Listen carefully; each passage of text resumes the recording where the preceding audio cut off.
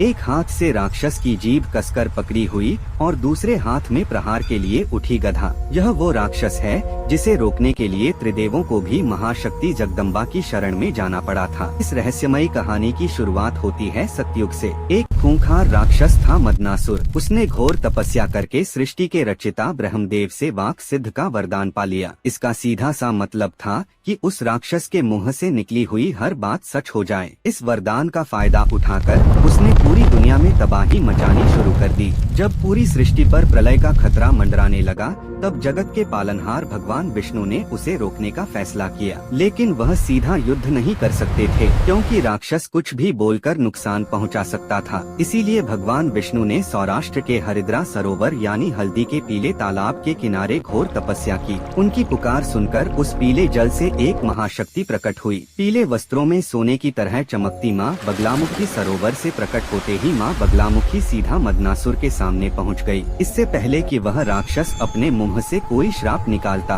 माँ ने तुरंत आगे बढ़कर उसकी जीभ कसकर पकड़ ली, क्योंकि उसकी सारी शक्ति उसकी जुबान में थी। जीभ पकड़ते ही उसकी शक्ति खत्म हो गई और वह कुछ भी नहीं बोल पाया। जैसे ही देवी ने उस पर वार करने के लिए अपनी गदा उठाई, राक्षस ने मन ही मन माँ से माफी मांगी। माँ ने उसे जीवन दान तो दिया, लेकिन हमेशा के लिए उसकी बोलती बंद कर दी। साथ ही उसे वरदान दिया कि संसार में जहाँ भी मेरी पूजा होगी, वहाँ मेरे चरणों में तुम्हारी भी उपस्थिति रहेगी। तो कमेंट में पूरे विश्वास के साथ लिखें जय माँ बगलामुखी।